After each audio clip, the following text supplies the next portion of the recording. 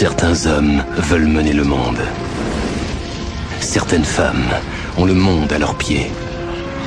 Certains croient que le monde est une proie à saisir. Mais pour un seul homme, le monde ne suffit pas. Bonjour à tous et soyez les bienvenus dans cette toute nouvelle vidéo d'État Critique. Alors aujourd'hui nous allons revenir sur un James Bond, donc normalement j'avais de quoi faire pour créer un petit événement au niveau de mes vidéos. Je vous explique.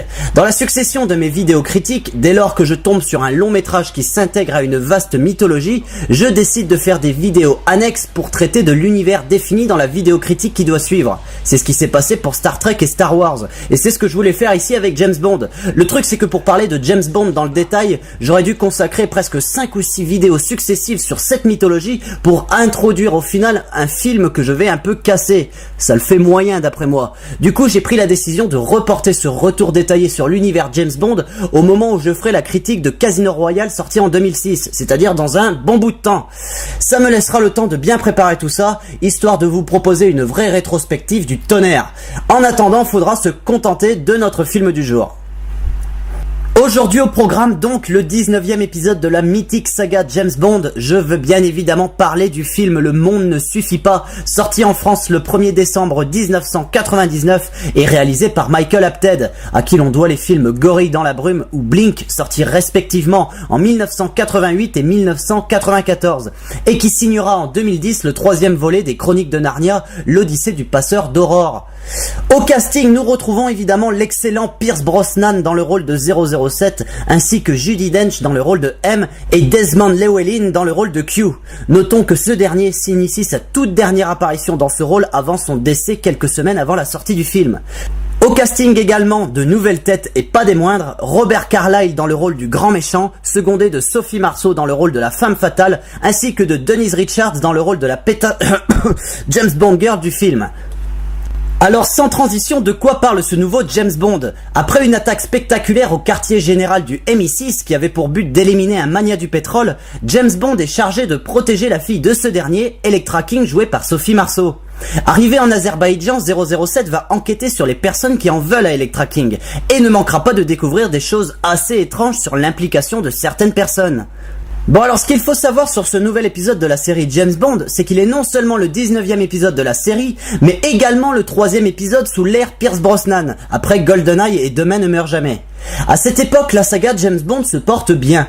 Demain ne meurt jamais a connu un succès assez important et a su imposer Pierce Brosnan comme un James Bond solide qui commence à bien prendre ses marques dans le rôle.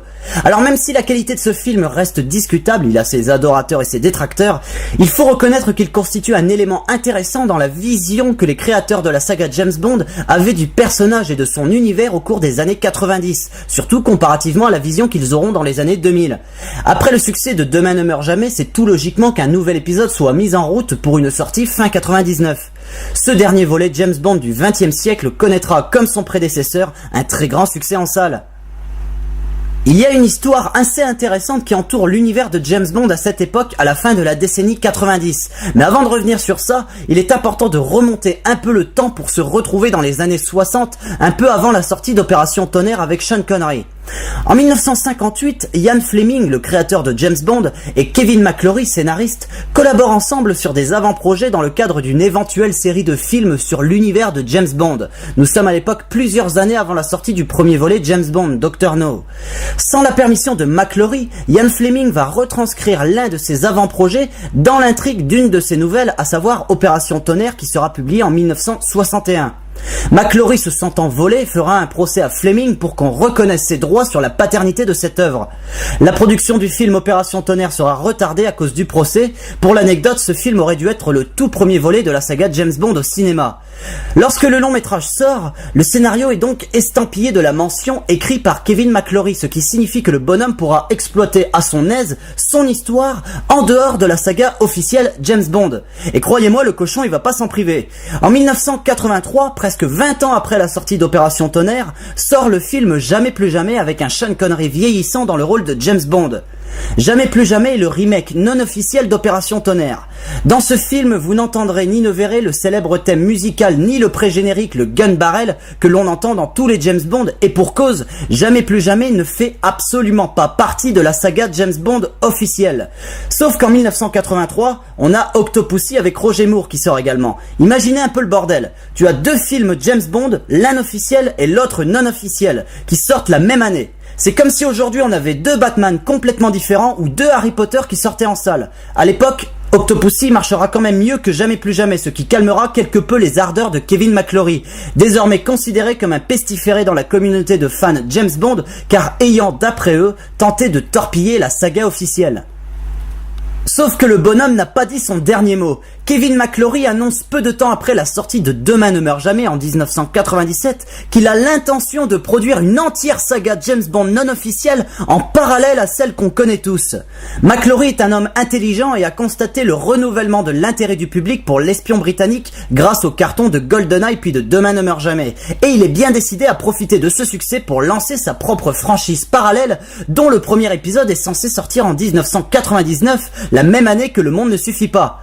En quelques mots, son projet était dans un premier temps de faire une réadaptation de Casino Royale avant de lancer une espèce de nouveau remake d'Opération Tonnerre comme première suite à ce film. Finalement, la MGM décide de se mettre en accord avec Sony qui devait produire cette saga parallèle et obtient finalement l'intégralité des droits sur le nom James Bond. Du coup, dans le cul Kevin McClory qui n'a désormais plus le droit d'exploiter le personnage dans un film différent de la franchise officielle. De fait, aujourd'hui, on a la garantie qu'il n'y aura à jamais qu'une seule et unique saga James Bond au cinéma, et c'est tant mieux. Du coup, en 1999, le succès du Monde ne suffit pas aurait pu être secoué par les débuts de cette saga non officielle. Voilà. Donc ça c'était pour la petite anecdote. Je vois que j'ai encore parlé et que je n'ai toujours pas attaqué la critique de notre film du jour. Il serait temps, ma foi. Le Monde ne suffit pas apparaît d'entrée de jeu comme le digne successeur de Demain ne meurt jamais. Esthétiquement et visuellement, vu que la recette avait bien marché dans ce dernier, les producteurs se sont dit que pour se garantir le succès de ce nouvel épisode, il valait mieux rester dans les marques de ce qui s'est fait juste avant. Du coup, ce n'est pas avec ce film qu'on va voir James Bond connaître un nouveau souffle, étant donné que le style est quasiment copié-collé sur Demain ne meurt jamais. Le problème, le très gros problème je dirais même, c'est que Demain ne meurt jamais est loin d'être une référence pour la saga James Bond. Ici, tout ce qui fait le charme d'un James Bond, tout ce qu'on attend lorsqu'on va voir un film comme celui-là, c'est-à-dire le flegme britannique, l'enquête minutieuse de l'espion, ainsi que dans une moindre mesure le charme des personnages secondaires, tout a disparu. Cette nouvelle façon d'imaginer James Bond n'a rien de particulièrement intéressante, puisque l'intrigue est très nettement prévisible. Ici, dans le cas de ce film, on se plonge dans une espèce de jeu vidéo où les scènes d'action s'enchaînent les unes après les autres sans grande saveur, pour qu'au final le produit ne raconte qu'une énième opération antiterroriste. Et je suis désolé, mais moi ce n'est pas ce que j'attends d'un James Bond. Pourtant, Le Monde ne suffit pas, ne manque pas de qualité. Prenons ces scènes d'action par exemple, la scène d'ouverture surtout. Ici, la maîtrise des cascades et des effets spéciaux ainsi que la virtuosité de la caméra inculquent à cette séquence interminable un rythme effréné qui nous fait entrer dans le long métrage avec une belle baffe dans la gueule. La séquence d'ouverture du Monde ne suffit pas est du point de vue de l'action l'une des meilleures de la saga, ça c'est clair et net. Du coup, on se dit que si le scénario est à la hauteur de cette séquence d'ouverture, on tient un sérieux client. Ce qui n'est pas le cas puisque la suite reprend les vieilles recettes de la saga, les gadgets, la James Bond girl, le méchant vraiment vilain, la femme fatale gentille au début et grosse salope à la fin, en les mêlant à une intrigue plus que moyennement intéressante. Autre point positif, Pierce Brosnan. L'acteur se démarque absolument de tout ce qui se passe dans le film à tel point qu'on a l'impression qu'il s'est trompé de plateau au moment du tournage. L'acteur affine sa performance de James Bond en reprenant ça et là les codes de chacun de ses prédécesseurs. Le charme de Sean Connery, l'humour de Roger Moore, le côté bourrin de Timothy Dalton. Il n'est pas un James Bond transcendant comme le sera son successeur Daniel Craig, néanmoins on le sent à l'aise dans ses chaussures et l'acteur devient de façon encore plus crédible que dans les précédents volets un James Bond de qualité. Malheureusement, niveau interprétation des personnages secondaires, c'est un peu du sous-James Bond. Les trois premières figures des rôles secondaires sont des exemples assez frappants de l'envergure limitée de ce 18e volet.